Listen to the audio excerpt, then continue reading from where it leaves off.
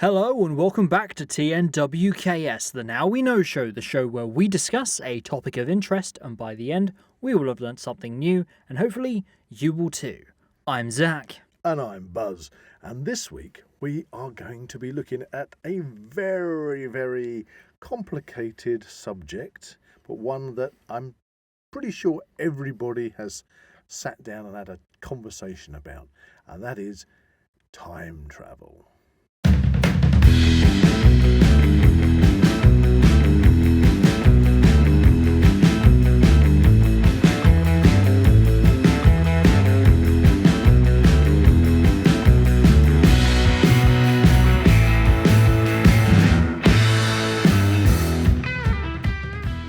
If you enjoy the Now We Know show podcast, support Zak Wylde Productions on Patreon or join our members on YouTube for early access, ad-free content and exclusive episodes. If you enjoyed this episode, please like and subscribe to this channel and comment below Hang on. What? Have we suddenly appeared at the end of the episode? Oh yes, good heavens! Surely we should be at the beginning. Did we just time travel? Possibly. This is going to get very confusing. Anyway, before we start talking about time travel... It's time for, you guessed it, Weird and Wonderful! So today I have brought in a weird and wonderful story. Good, I like a weird and wonderful story. The headline is, Viral video of grandmother caught in shop shutters is immortalised in spray-painted mural. Ah. Do you remember this story? Yes, I do. I remember the poor old lady. Mm-hmm. She well, maybe I shouldn't say old lady. I don't know how old she was, but I think you did say she was grandmother. Okay. Okay, Her you name go is for it. Anne Hughes, 71. Oh, she's 71. Was seen standing outside the Best One convenience store in Rhondda Cynon Taf when she was lifted 7 feet into the air after getting caught in a shop shutter. Yes, I remember that because she was the cleaner. Yes, and she she was waiting there in the morning, and as the shutter went up, it caught her jacket. Yes, and She flew. this security camera footage went completely viral, Yep. and now has been immortalised in a spray-painted mural. Whatever, hanging up Yes, so it's going to be there forever. Oh, bless her. Mm-hmm. Yeah. It's just I remember the shopkeeper was suddenly running out and realising she's like dangling 7 feet up in the air. I know, and it hit the news. If you haven't seen it, go and find that It hit the video. news big time. It was very So funny, and she was safe. That's the main the thing. graffiti artist was local, and not his another Banksy then. it's T's 2 Sugars. T's 2 Sugars. Yes. Oh well. There you With go. the number 2, All or right. one word. T's 2 Sugars. Yeah, and there we are. Is it T's or T? He's T a and T? 33-year-old from a nearby village. Ah, there you go. Unlike Banksy, they know him. I mean, it is quite nice that if you did go to that place, that you'd actually... You can see the image of a 71-year-old grandmother hanging from a Well, coattail. it would cause you to ask that question, why Yeah. is that Why there? is that there? Yeah. And then the locals would then be able to tell you, relate the story, by the way, which is quite weird and Wonderful. There you go. So anyway, let's move on to this quite in-depth subject, but a fascinating one, because obviously this is the Now We Know show, and we like to learn things. Yes. And we learn them in a kind of a layman's way. We are not experts by any means, but we do our research and we're trying to get things as spot on as we can. Yep. And we like to hold a conversation discuss with ourselves and for our listeners that is kind of the same way you'd have a conversation if you were sitting at a dining table having a chat with family and friends, or you're down the pub with your mates. We've all had those or watching a conversations. late-night talk show on the Yes, TV. Yes, as long as it's not Late night with the devil. which we watched the other night. Anyway, that's a completely different subject. But anyway, this week we are talking about time travel. Time travel, you say? Time travel, I say, sir. Yes, and in a very Victorian accent, because Temporal manipulation. yes, let's start off probably with the most well-known story of time travel, which obviously is a book and then has been made into umpteen Subsequent movies films, yes. and things, and that's H.G. Wells' The Time Machine. Yes. So let's look at that as probably most people's understanding of time travel. So you've got the main character in the Time Machine, who, funnily enough, builds A time a machine. time machine. Yes. And so you see him in his conservatory In Victorian England.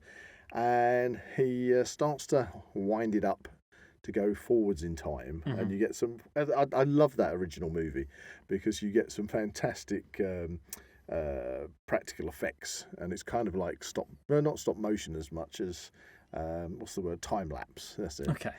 So he's looking out the window, and you can see a flower which grows and blooms and then decays. And you see things like the sun going across the sky and setting, and the moon and the sun and the moon like this. Mm-hmm. And so you see this kind of gradual progression through time. Is it just me, or is it the? I think it was the remake. Doesn't he get knocked out in some instance, and then goes further forwards in time? Well, I'm sure that I'm sure that happens in the original movie as well. He pushes the lever and then zooms off way into the future. Mm-hmm. But anyway, so this is what happens. He's travelling through time, and he ends up. I think his first stop is like World War III. Yeah. And he finds a descendant, possibly of his best friend. He comes out. He's obviously in his Victorian. Are we talking about the book or the film? The film. Okay. He comes out in his Victorian gear, and suddenly it's war, and there's everything's going wrong, and he just manages to get back to the time machine in time to. I think he goes back to Victorian times initially, and then nobody will believe him, so he then zips further forward in time. The reason I mention this is because as he goes forward in time, he watches like the house decay around him, right, and it gets faster and faster, and then there's like lava covers over his time bubble, if you want to describe it like that, and then turns to stone. And I think he actually breathes out like he's shivering because he's cold, because he's obviously encased in stone at that point. And then that decays and falls apart, and the topography outside changes and all sorts of things, and eventually he stops way into the future, where he meets the nice passive Eloy tribe, who are all nice and kind and good and everything. The survivors, one assumes, from sort of like a post-apocalyptic Earth, but they're being menaced by the Morlocks, subterranean. Which are the kind of like you assume like... they're subterranean cannibals, which must be kind of like the descendants of all the world's politicians and preppers who hid in their bunkers. Fair, okay, fair. So if that makes sense. If that's the case, you've got to choose whether you're going to stay outside for the good of humanity, or go in your bunker and become a Morlock. Depends. Do I have to become a half deranged mutant first? I don't know. I love that movie, and the Morlocks were just so frightening. I think what was probably most frightening about that film, getting a bit distracted on the film, is the sirens, because they used the kind of air raid sirens to call the Eloy in. To call the Eloy? Yeah. As soon as the air raid sirens went off, the Eloy just dropped everything they were doing as if they're going into a trance, and then walked off into the tunnels. Oh, okay. And then the doors would shut behind them. And that was it. Why would the Eloy go into the tunnels? Because it was like a trance state they were in, from the sound of this. What, to escape the Morlocks? Not to escape them. The Morlocks were calling them in as food. Oh, right, okay. Anyway, that's completely different. We're talking about time travel. So that's kind of... That's a big tangent. Yeah, so that's put us in place. We've got this chap who's designed this time machine, which basically he goes into the future. But we have a big problem with that, because if you imagine making a time machine which sits like his one on one spot... Yeah. Then we initially have a major problem on our hands. Now, let's put it this way. Because it travels in time, not space. Yeah, it's more like elapsing in time. Okay. So, for example, if you... Explain what you mean. Well, if you go to bed at night, yeah, and you're lying in your bed asleep, and you have 8 hours sleep, and you wake up... Yeah, that'd be nice. Nothing's happened, but 8 hours has elapsed, but you've been lying in the same place. Now, in this instance, I don't see how that is portrayed in the movie as actual time travel, because time travel, it basically is what it says. You are travelling in time, whereas the time machine is in a static position and is watching time elapse. The reason you've got a big problem with that, in reality, is because here we are in the dungeon studio. Yes, we are. Standing on the ground, and the ground we are standing on is currently spinning. The Earth is spinning, and we are spinning around at 1,000 miles an hour. Oh, wow. Okay? But that's just the rotation of the Earth. Yeah. The Earth is orbiting the Sun, and that's orbiting the Sun at just over 67,000 miles an hour. Jeez. Okay? And we're spinning it. And we're spinning around. But that's not all. Okay? Okay. Because our solar system is part of the Milky Way galaxy, Yeah.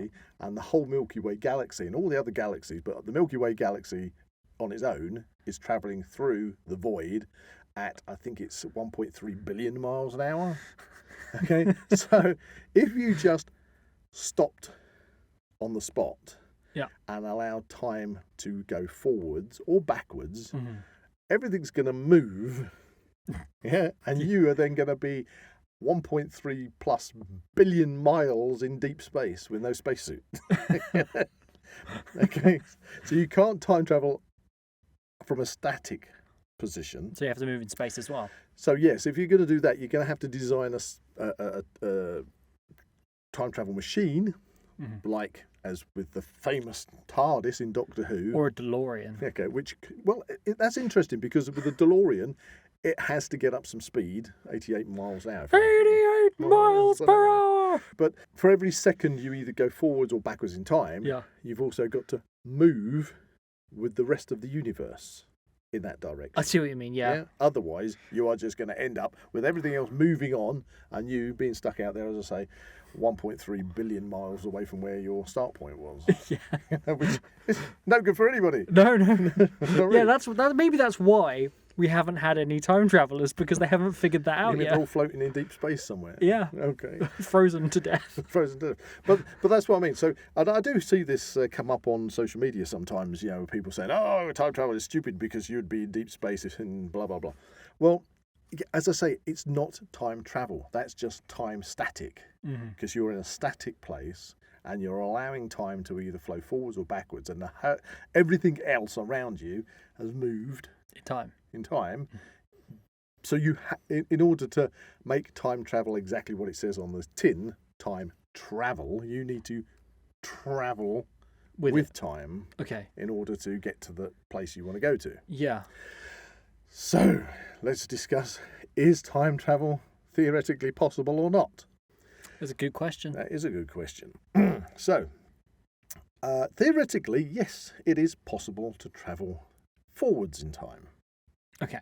And I say theoretically possible, and I can give you a kind of an example. A little experiment we can do within the studio. We do like experiments, don't we? It's a visual experiment, so everybody who's listening can kind of do this at home as well. Oh, that's cool, okay? Interactive. But I need to kind of describe it first. So if you had, for me, right, you're standing in front of me. Yes. Just put your left hand in front of you, about navel height. That's where your belly button is, with your palm up, and then put your right hand about chin height with your palm down. Okay. Yep. And I want you to imagine that you've got a ping pong ball that is now bouncing between your hands. So it's just bouncing, boing, boing, boing, boing between your hands. Right. So that's giving you a description of what I want you to imagine. Okay. Now imagine your hands are mirrors, and that ping pong ball is a ball of light, and the mirrors can therefore reflect the light backwards and forwards, okay? So you've got a ball of light bouncing between those two mirrors at a 1 second interval. So as it moves from one mirror down to the other mirror, it's 1 second, and then it bounces off that mirror back to the other mirror. So it's tick, tock, tick, tock, tick, tock. So this is your visualization of a clock. I'm a Ticking at second intervals, yeah? Okay, you put your hands down now, Zach. You put your hands down. So I want you to imagine that ball of light going up and down. You can observe that 1 second each bounce, tick, tock, tick, tock. Right. Now, with the theory of relativity, E equals mc squared is obviously a discovery made by Albert Einstein. And he also did a lot of other thought experiments as well when it came to time. And time travels, or passes is probably the better way, time passes relative to the person who's observing it, which means that time passes at different rates. Time isn't set at one continuous speed. Okay. And this is why I want to try and explain this clock. Okay? Right. Okay, we're going back to the clock. If you are standing on a platform of a station, yeah, and there is a train parked in the station in front of you, and there's somebody in that train, yeah, okay, and you can see through the windows. Looking through the windows now. And that person has got that clock sitting next to them, and you can clearly see that clock going tick tock, the ball of light going up and down, up and down. It's a funky clock. The person on the platform and the train are both stationary. Mm-hmm. So the person observing the person on the train is seeing them in their time.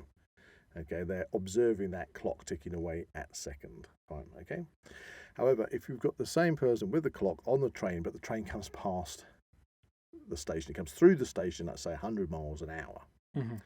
and if you can still see that clock, okay, mm-hmm. but the time on the train has started to become slower than the time for the person on the platform. Mm-hmm. Let me explain why. So I want you to do another experiment now. So I want your hand, put your hand out in front of you, to just next to your side. So you vertically? Vertically. Horizontally. So if you're karate chopping something. Okay, I'm doing that. Karate chopping something. And if you bring your hand up and down, just imagine that's that tick of the clock. Tick, tock, tick, tock, tick, tock. Okay? Now you're static doing that. Tick, tock, right? Yep.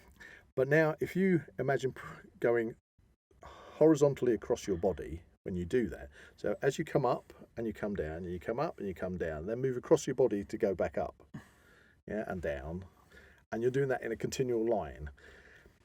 What's happening is when you come down, and as it comes up, it'll go up a diagonal line. Yeah. Okay. So you would observe that ball of light instead of going vertically, tick tock, because it's going past at a faster rate. Mm-hmm. As the ball comes down, it would look as if it's going at a diagonal angle to hit the mirror at the bottom, because the bottom mirror has moved. Yeah. And then bounce off the bottom mirror, and it would go up at a diagonal angle to hit the top mirror, because obviously in the time it takes that 1 second for it to go to the opposite mirror, that mirror has moved. So you're going to observe the light starting to zigzag, mm-hmm. like teeth on a saw, bim, bim, bim. Okay. Mm-hmm. Now, the faster you go, the longer that zigzag becomes. Okay. Do you follow me on this? Just about. Okay. It's quite complex. So it's not too much. If you're observing that light on the train coming past you, the faster it goes, it will look, the length it takes for that ball to go from the bottom mirror to the top mirror and back down will look like it's going at a sideways angle. Yeah. Instead of just vertically up and down, because you're not static, you're moving. So are you saying that the person on the train and the person observing the train are experiencing time at different rates? That's correct. The person on the platform would be observing the person in the train as if their time has slowed down. Okay. Think of that angle, that zigzag. If you call the bottom mirror point B and the top mirror point A, as you zoom past and you get that travelling motion up at an angle and then down at an angle and up at an angle and down at an angle, if you take one A to B measurement and turn it vertically next to the original clock, it suddenly become elongated. 1 second has become longer for the person on the train from the observation point of the person who is static. The person on the train with the clock next to them would still be seeing it going up and down at 1 second intervals, because they're moving. But they're travelling at 100 miles an hour. Okay. Because their speed relative to the static, the non-speed of the person on the platform, time is now travelling at a different rate. And that's what it's about, relative speed, because if you were on that train and you threw a ball down the carriage, and you could throw the ball at, say, 30 miles an hour, then as you go through the station, if a person at the station could see that ball being thrown down the carriage, the ball, relative to the person on the station, isn't travelling at 100 miles an hour, it's travelling at 130 miles an hour. Yeah, because it's being... from the... on the train, it's being thrown at 30, but the train itself is moving at 100. It's already moving at 100 so therefore, miles an hour. Added an extra. But 30 miles an inside hour. the train, where you threw the ball, you're only seeing that ball travel at 30 miles an hour. Yeah, because you're the person. The time inside your carriage is your time. Yeah. So that ball for you would travel at 30 miles an hour. Outside the train, it's actually relatively speaking, it's travelling 130 miles. So what you're saying here is the big variable is actually the speed at which you travel, or the rate at which you travel. So if you were doing 100 miles an hour in a train, yeah, and you overtook another train doing 60 miles an hour, and that person that's sitting on that train looks through the window at you going past, they're only going to see you travelling relative to them at 40 miles an hour. So is this okay? So the point with time is the faster you go, for the person observing it from a static position, that zigzag that they would observe will get flatter and longer. It will get longer and longer and flatter until, if you were travelling near the speed of light, it would seem to them that your time has basically virtually stopped. Right. So is this... But inside your capsule... Yeah. It would be ticking away at your normal rate. Tick, tock, tick. So could this explain the fact that in the previous episode we talked about the simulation theory and people looking at planes, and planes move really, really fast? They do. But from the observer, they appear as if they're moving quite slowly. The further they are away, definitely, yes. Boom. Connections. However, in order to really... I mean, you at that speed on the train, saying 100 miles an hour, the difference in time is microscopic. Yeah, it's just an analogy for the...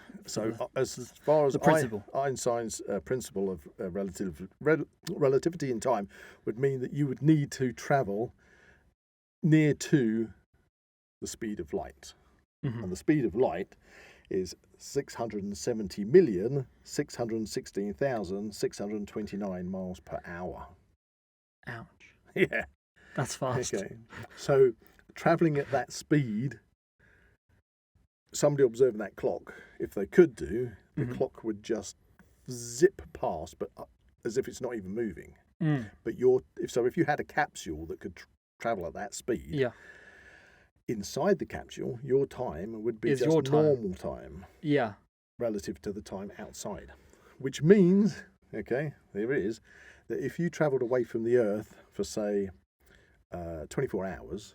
At the speed of light. At the speed of light. So you left and came back within 24 hours at the speed of light. About 70 years would have passed on Earth. Wow.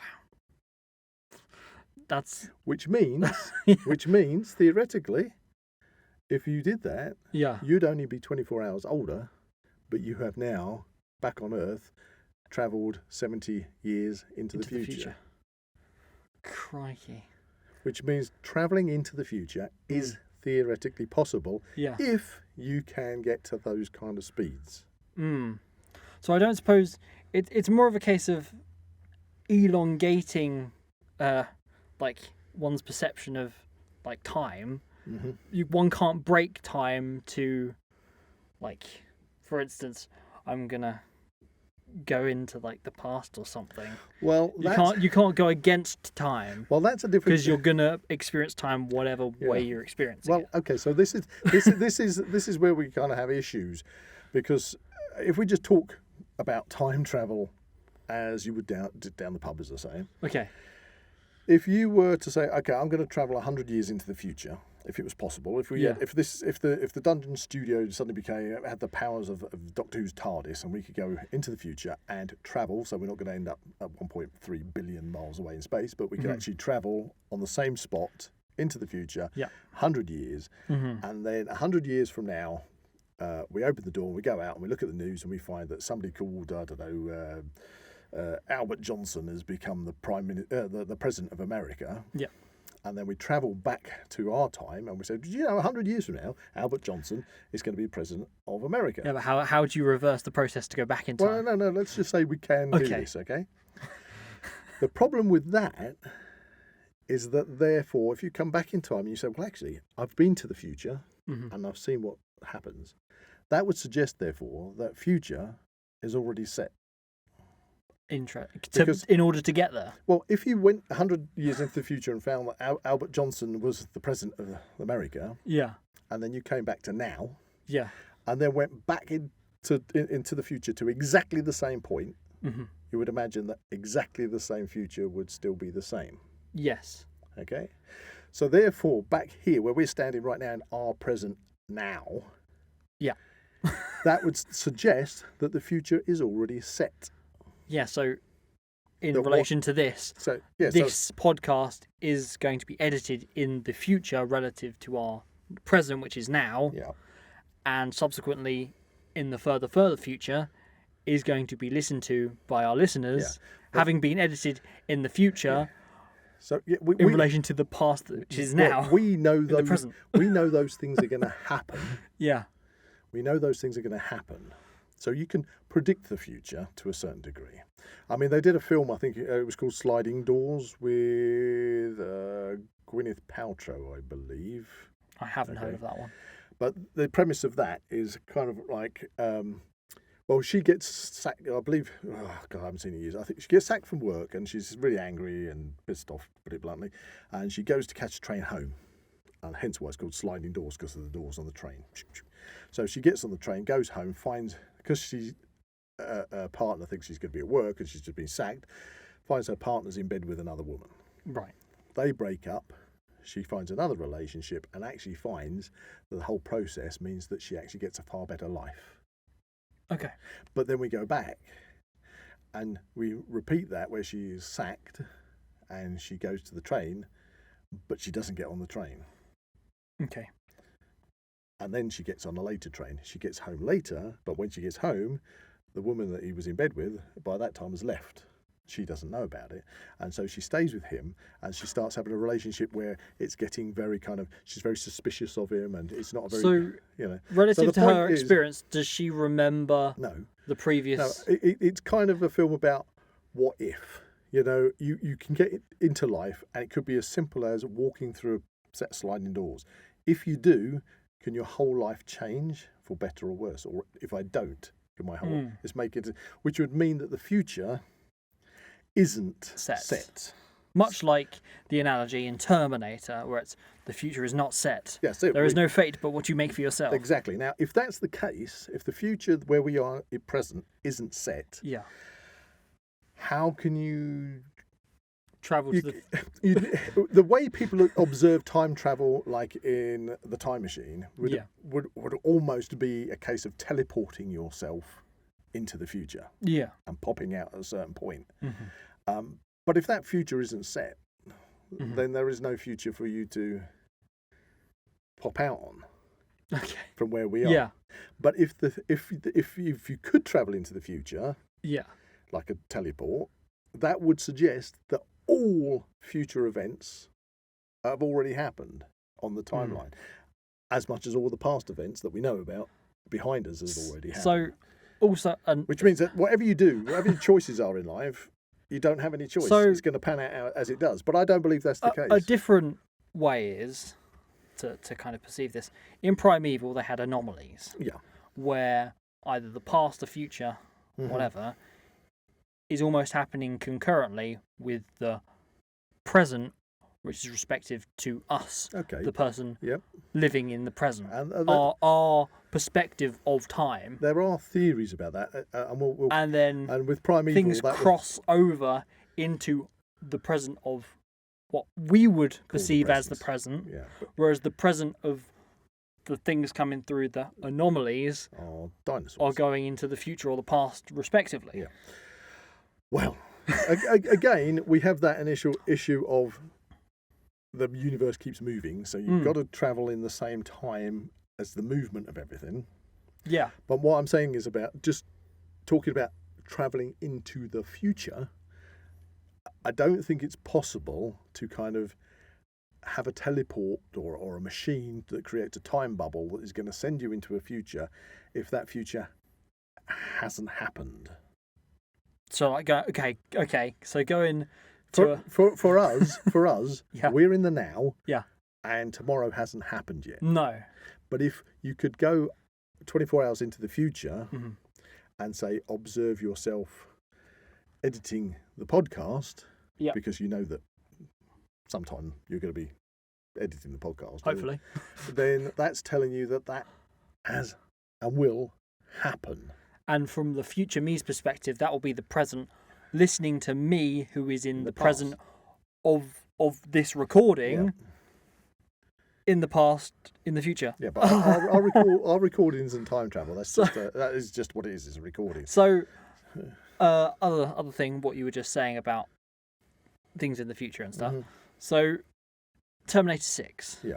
The beginning scene is a Terminator from a future that is proposed to have never happened, appearing in the past and killing John Connor. Yeah. Well, what I'll say about that is it's a movie.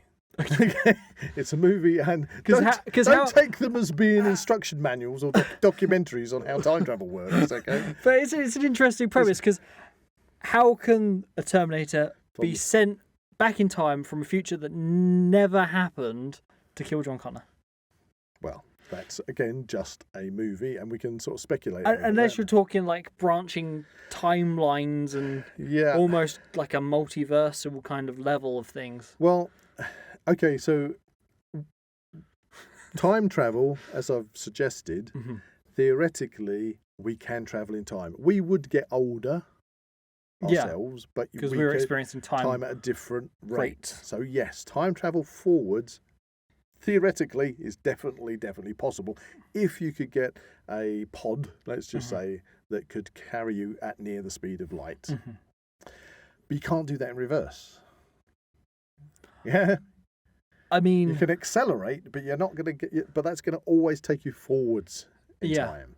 What we're now we have the so part one of this about time travel is yes, you can travel forwards in time by slowing your time down. It's called time dilation, by the way, if I hadn't already mentioned that. It's time dilation because you're travelling at a different rate in relative speed to everything around you, okay? But that's not building a time machine. That's building something that can just go very, very fast. Yeah. Do you see what I'm saying? Problem you've got is going back in time. So is there like well, we know that reverse of the speed of light? Yeah, no, not really, not that. No, you get. I mean, I'm not going to go into black holes or anything like this, but black holes literally can eat anything: light, planets, matter, and also they warp the fabric of space and can probably mess about with time itself. You know, so going back in time isn't something that you could really even feasibly possibly do. Okay? So, but we know in the past what's happened in the past. But if it was possible to go back in time, you're going to run into other problems. Taking in consideration we found a way to build a time machine that's going to take us back in history, and is going to obviously move with the movement of the universe, so we don't end up out in the space like I've said before. The problem you've got is you wouldn't have to go very far back in human history, and then suddenly nobody would be able to understand what you're saying, and you wouldn't understand them. No. And you'd have to take a lot of antibiotics and stuff with you because of the amount of different viruses and things that are around, and God knows what, because you wouldn't last that long if you're not careful. But if you went back just to Anglo-Saxon times, they wouldn't understand what you're saying, and you wouldn't understand what they're saying. So you can have issues going back in time if you want to. But if you just want to observe, then how are we going to do that? Maybe it's like the Flash, where you run so fast you activate the speed force, and therefore you can run backwards in time. Or like Christopher Reeve's Superman, he flew so fast around the Earth it turned the Earth backwards. I think it was a movie again. Or two movies. Well, they're both DC movies. Yeah, both DC movies. It's all about speed, isn't it? It is. About speed. Well, it's speed, but I don't know if it's not. I don't know if speed can actually be retroactively counteracted in order to reverse time. No, as far as we know at present, you can accelerate, but not backwards. Yeah. Okay.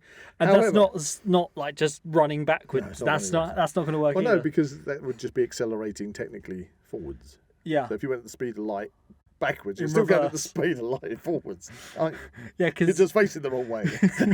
It'd be impressive though if you could do that. Anyway, so talking about going backwards in time, calculations by physicist Alan Everett show that warp bubbles could be used to create closed time-like curves in general relativity, meaning that the theory predicts that they could be used for backwards time travel. Now, I'm bringing that one up because That's probably about as near as we can get to theoretically travelling backwards in time, is by warping time, space and time itself. Okay. So if you had a piece of paper... Are you going Event Horizon with this? Well, if you have a piece of paper in front of you and you have say you've travelled, you draw a line on that piece of paper and you put, say, A at one end, B in the middle and C at the other end. And you've travelled down, you've gone through B and you're at C. And you say, well, I want to travel back in time to A, from C. If you fold the piece of paper, you can actually touch C on A. Without having to go past B. Without having to go past B. And then you can if you just stick a pencil through it, make a hole, you can step from C to A and back again because you've warped space. Yeah. So you're basically warping the timeline and bringing it into a curve so you can pass at a certain point. You would curve space and time to the points that you would want to interact with. Rather than using acceleration, you need to develop a technology that could warp space. And which is like a bit like what they reality. do, like what they theoretically kind of do with Star Trek when they, in warp drive, they're warping space in order to go faster than light. Okay.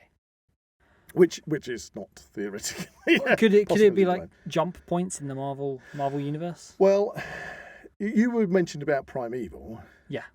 And I didn't want to jump in at that point, but what you're talking about was exactly kind of that similar thing. You've got, if you like, wormholes that the dinosaurs are so coming like in and Indiana out. Jones and the Dial of Destiny. Yes, there's kind of probably the best description is a wormhole, but if you want to call it a fracture in time and space, but it's in order to travel backwards, rather than try to think I'm going to travel on a linear line backwards, as you would if you were accelerating near the speed of light. Where you can physically go forwards in time, you've got to think about trying to bend the fabric of space-time in order to bring 2 points together. Yeah. But it's something to think about. Something to think about. Yeah, this is so interesting. Yeah, it's something to think about. But that's because obviously we know what's happened in the past, but we don't know what's going to happen in the future. I don't think that when we talk about the future, that the future is set. Okay, so we're going with OG Terminator. That what our present decisions decide what happens in the future. I'd like to think that there really are only two ways of looking at the future, isn't there? Either the future isn't set. Yeah. So if you decide to the alarm's gone, you've got up in the morning, you've had your breakfast, you put your clothes on, you're going to work, you go to the train station to get on the train, you go to work. Or that morning you decide to get to the train and you go, do you know, sod it, I'm doing this Ferris Bueller and I'm having the day off. Ooh, that'd be nice. Is that your choice? Or is that just predestined? Or is it going to happen anyway? Because that's the two choices. Either the future is already preset, which means we have absolutely no control because everything that we do, even standing here doing this podcast, is already predestined. Yeah, when you were 10 years old, I was still going to do this. You were still going to do this right now at this point. Even though at that time or that present I hadn't decided to do this. No. It was always going to be a thing that happened. It's always going to be a thing that happened, which means that whatever you do in life... this particular day and this particular time, recording about time in this podcast. So if that's how time works, that means it doesn't matter what you do in life, it's just going to pan out that way. So therefore... I would prefer to assume that it is not fixed. So therefore, like, personal responsibility and free will is therefore a delusion. That it would be a delusion. That takes us kind of back to last week's podcast a little bit, but I don't want to focus on that because that was about the simulation theory. It was another kind of out there concept. Yeah, but time travel is possible to the future, but I don't see how you're going to get to time travel to the past. So here's a time travel kind of thing to get your brain thinking. Go. The grandfather paradox. Right, okay. So the grandfather paradox states, for instance, if you went back in time and killed your grandfather, how could you then be born to then go back in time to kill your grandfather? This is true. It wouldn't. So therefore, in that sense, you never would have existed to make that decision to go back in time. Which is exactly the same as what happened in that Indiana Jones and the Dial of Destiny movie, where they discovered Archimedes' skeleton wearing a watch from the 1960s, but they hadn't been back to the past at that time for that watch to be there. So, I think another way of describing this is also the bootstrap paradox, in which, another example, Doctor Who, of course, it's in the two-part story, which is called Under the Lake Before the Flood. Okay. They're the 2 episode titles, Right. where there's ghosts in the Oh, I think I recall that. past. Capaldi. Yeah. Yeah. He literally watched that story and he explains this kind of out there concept, and you only kind of scratch the surface of it if you rewatch the story several times. Obviously you've laid the grandfather paradox on me. Yeah. The only way I could see that could possibly work is if your timeline is that you have a grandfather and you have a father and you were born, and then in the future you find a way of time travelling back and you kill your grandfather. But is that time that you're going back to, is that your past, or is that essentially a new timeline? No, because you'll be going back. You're going to then have a splinter off. No, you're going into the multiverse. I would say that if you travelled back and killed your grandfather before your father was born, then I could see where you're saying how they. Well, that would be one of those cases where the timeline existed. You've gone back. You've now changed the timeline. Yeah. So you would be stuck in the past. Yeah. As a thing from a timeline that never happened. It can only happen once. You can't go circularly round and round and round. Other instances of this, there was a Futurama. Futurama? There was a Futurama episode where Fry goes back in time. It goes back to Roswell and essentially becomes his own grandfather. Right. Okay. Again, it's a cartoon. Another one, live action this time, Red Dwarf. Okay. The classic one of Lister is his own dad. Yeah. Well, okay, let's just explore. Based upon an almost preordained sequence of events. Right. Well, let's as soon as you brought it up, we're having a good old bar room. We love our movies, we love our TV shows. How has time travel been depicted within films and TV? We've obviously got the classic Doctor Who, the time machine. Doctor Who obviously says the TARDIS can move through time and space, which is very handy. And then, of course, we've got other. I mean, there was an old 60s one called the Time Tunnel.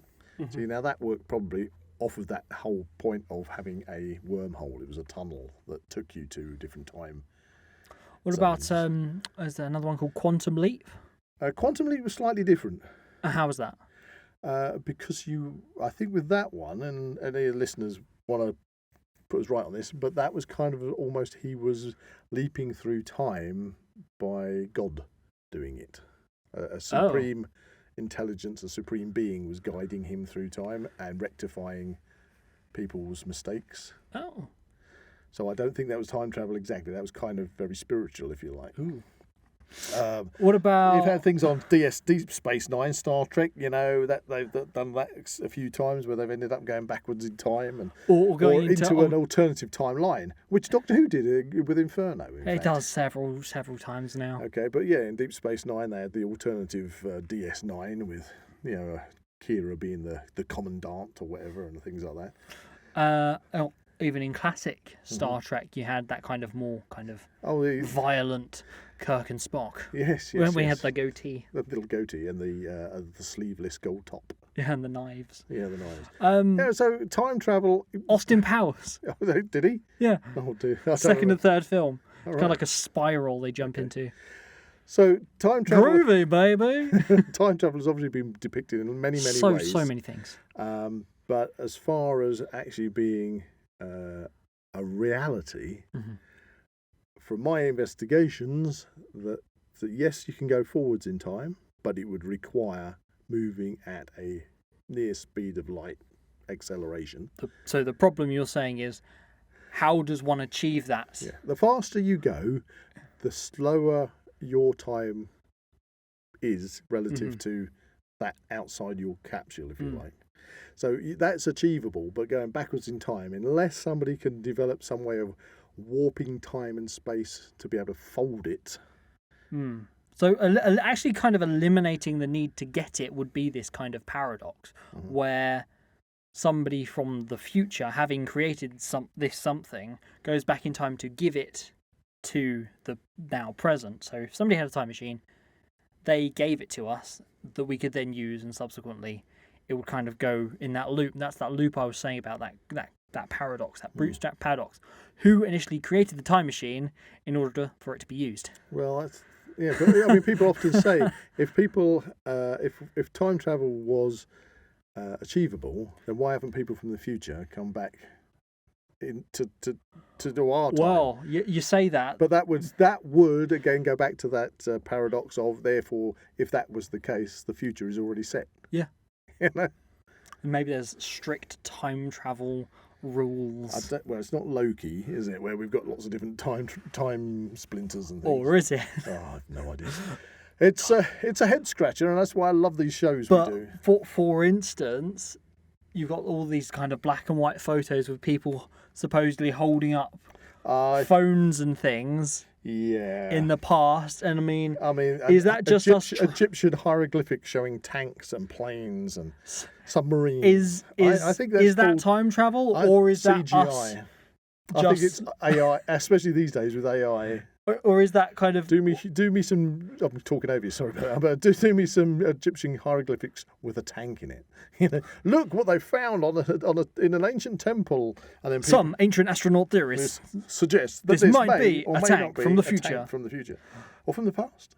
Let's go back to Doctor Who again. So, in that instance, could this be touching upon this idea of the uncanny valley again, where we look to see? You see something like a face or your brain a familiar wants to make image. sense of it. Yeah. So instead of it looks like somebody holding up a phone, but it actually isn't. Yeah, well, I understand when you have that situation. Because at that point, they never had phones. It's like sometimes you get a picture and they say, "Oh, can you see the dog's face in this picture?" And then when you see it, and your brain has recognised it, you can then not stop seeing the picture of the dog's face. It's a bit like looking at a picture of that famous painting, The Scream, where the person's got the hands on their ears. Well, if you look at that closely, it looks like a dog's head with big floppy ears. I had not considered that. But once you see it, you can't. But it's the one that's like, is it a duck or is it a rabbit? It's a picture where it looks like a duck or a rabbit. It's a person who looks like they're on a bridge screaming. No, I'm not talking about screaming. I'm talking about another picture. Oh, is it a duck or a rabbit? Oh, is that pencil drawing? Yeah. Yeah, I see what you mean. Yeah. It's like that. But that's what the uncanny valley is. Your brain is trying to make sense of something, and somebody can see something, and then, because I mean, for example, if there was an actual hieroglyph, if there was a glyph in a temple in Egypt, and it looks like a tank. Yeah. And you are a Victorian explorer. Yeah. You're not going to see it as a tank, are you? No. Because you have never seen a tank. Because you're only going to see it relative to your time. Exactly. Whereas if you're familiar with tanks, you can say, that looks like a tank. You know, which would suggest that 100 years from now, they might say, that looks like a shuttlecraft to the moon. That looks like something we haven't actually developed yet because we don't quite know what it is. Exactly. But that's talking from the future's perspective. Because some ancient astronauts theorists say that it could possibly maybe be, just in case. It's a primitive form of communication device. Exactly. No, I believe in the 20th century they called it a mobile phone. Yeah. Well, no, you're right, but I think a lot of those pictures are probably doctored a little bit or whatever. It's what you want to see in some of them. Exactly. Unless somebody shows me an authentic picture that is 100% fact checked, then I'd just take everything with a pinch of salt, definitely. So we've or if you want to see that like hieroglyph in front of your face. You physically be able to physically see it and know that its age and where it is real. Self-authentication almost. Yeah. But otherwise, I mean, let's face it, in this day and age of the internet and social media, believe very little. Or the old Ancient Aliens programs on Blaze. Yeah, but again, they're just for fun, aren't they? Anyway, but time travel. Yeah. Has that helped? Has it helped you understand about how you can have the dilation of time? E equals dilation? MC squared. Yes. It is hypothetically possible to travel forwards in time, more difficult to travel backwards in time because it's relative to time being perceived by the individual Exactly. experiencing how they are travelling. Relative to somebody else's speed. Yes. Exactly. Huzzah. Film and TV, not as... No. Very fanciful, but not necessarily verbatim. If you want to put Jean-Claude Van Damme in a capsule and fire him 100 yards at a wall, and he suddenly disappears and goes into the past or the future. I know what you're talking about. Go on. Time Cop. Oh, I was going to say Time Cop. There you go. Sorry. Got there first. No, but yeah, maybe you travelled into the future there. I think the thing is, if you're going to do that with Jean-Claude Van Damme at his current stage of development, it'd just be a rather messy lump stuck to the wall. You say that in that movie, doesn't somebody else go backwards in time, and then two of the same person occupy the same space in time, Timeline. and then they kind of all go a bit weird? Well, that's they always bring this up when it comes to time travel, don't they? Never meet yourself. Yeah. And I can't. What do they call that? They give it a name.